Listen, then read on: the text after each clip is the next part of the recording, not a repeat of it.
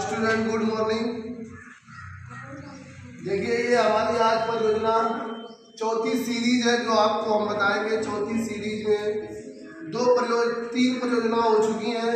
उन परियोजनाओं में आप वीडियो देखें और उनको पढ़ें आप, और कम से कम पढ़ें। कम से कम आपको जो 20 नंबर कक्षा 10 के लिए तैयार हो रहे हैं, तो सामाजिक विज्ञान के 20 ऑब्जेक्टिव क्वेश्चन आएंगे, वो आपको इसमें कोई एक परियोजना मिल जाएगी। एक परियोजना या राज्य या कुछ भी हुए जाएगा, तो आप देखें और उन्हें समझाएं और सब्सक्राइब जरूर कराएं किसी न किसी प्रकार से। लाइक करें, लाइक तो करना आपका स्वाभाविक है, लाइक तो करते रहे वीडियो।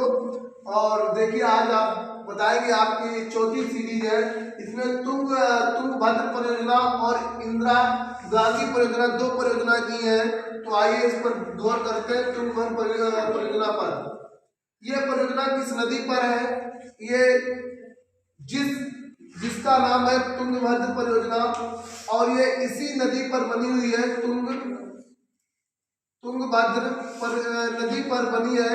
लेकिन ये नदी किसकी सहायक नदी है? ये सहायक नदी किसकी नदी है? ये सहायक नदी कृष्णा नदी जो है, कृष्णा नदी इसकी ये सहायक नदी है। अगर पेपर में दिया हो कि तुंगभद्र परियोजना किस नदी पर बनी है, तो आप अगर कृष्णा नदी दी तो कृष्णा नदी पर आप टिक कर सकते हैं। पेपर में दिया है कृष्णा नदी अगर दी है, तो कृष्णा नदी पर आप भी इसका उपयोग कर सकते हैं। अगर तुंगभद्र परियोजना तुंगभद्र नदी दी है, तो इस पे भी टिक करेंगे आप। या कृष्णा नदी दी है तो कृष्णा नदी पर आप टिक करेंगे, या तुंगभद्र दी है तो तुंगभद्र करेंगे।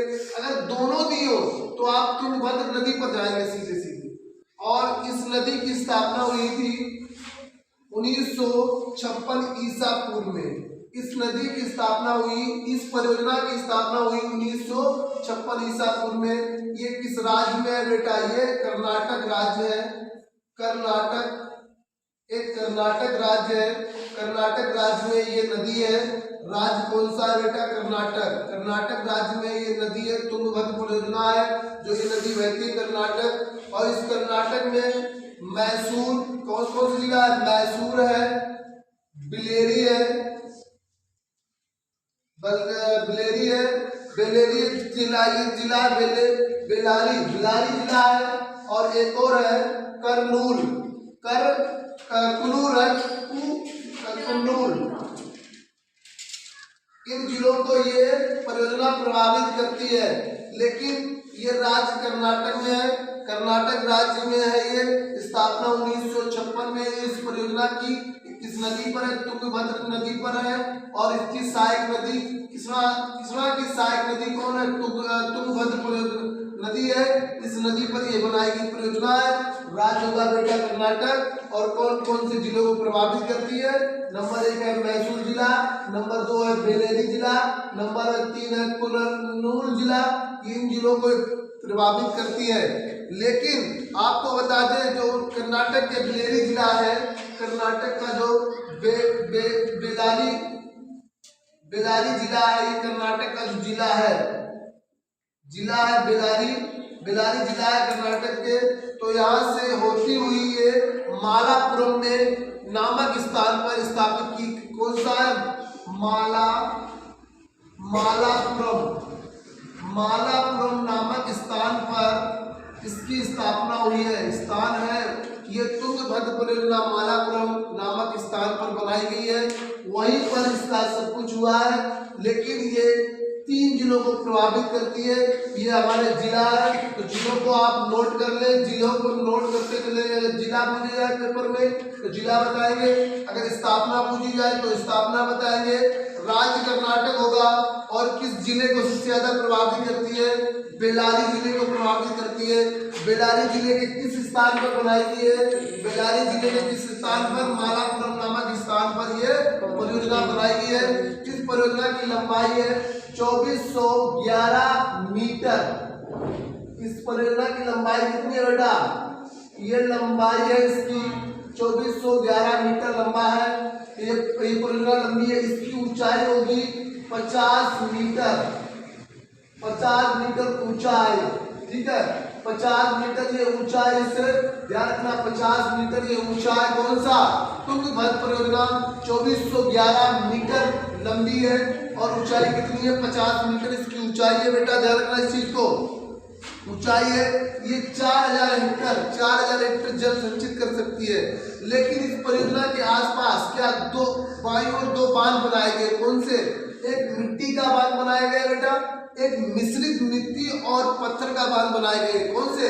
मिश्रित और मिट्टी दोनों मिलाकर दो बांध बाईं ओर बनाए गए। 4000 हेक्टर जल एकत्रित कर सकती है। कितने? 4 लाख हेक्टर जल को संचित कर सकता है, इकट्ठा कर सकता है, जिसका उपयोग हम बाद में कर सकते हैं। इन जलों का उपयोग होने के बाद ये परियोजना इस प्रकार से हमारी है। इस परियोजना को आप देखेंगे, समझेंगे और इसे आप नोट करेंगे तो कोई आपको परियोजना के बारे में कुछ न कुछ समझ में आ जाएगा। तो इंदिरा आई दूसरी परियोजना है हमारी, कौन सी? इंदिरा गांधी परियोजना। इस इंदिरा गांधी परियोजना पर थोड़ी नजर डालते हैं। इंदिरा गांधी परियोजना क्या है? ये राजस्थान राज्य में कहाँ है? कौन सा राज्य है? राजस्थान जो राज्य है इस राज्य में है। लेकिन इंदिरा गांधी परियोजना को हम राजस्थान परियोजना के नाम से भी जानते हैं। ये परियोजना हमारी विश्व की सबसे बड़ी परियोजना है। ये विश्व की सिंचाई कैसी है? सिंचाई परियोजना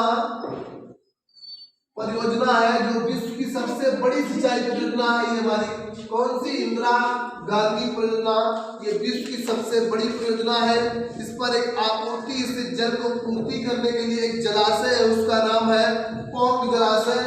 इस जलाशय कौन सा है?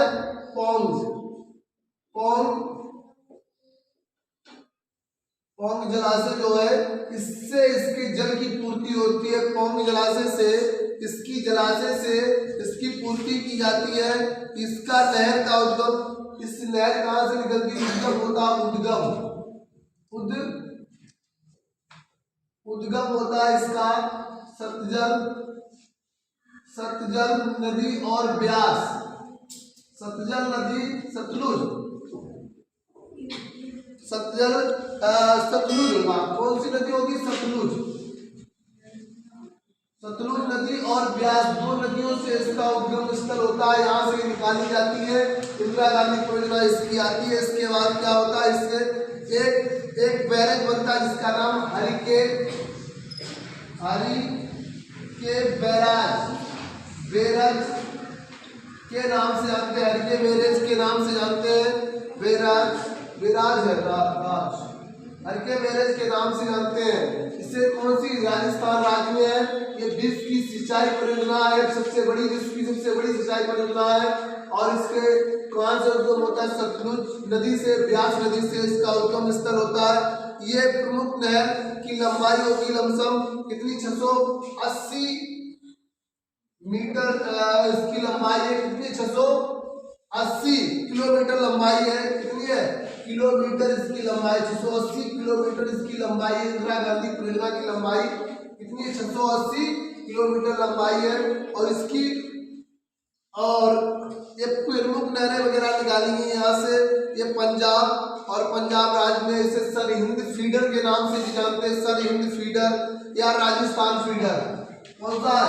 सरहिंद फीडर या राजस्थान फीडर के नाम से भी जानते हैं। सरहिंद फीडर या राजस्थान फीडर के नाम से जानते हैं।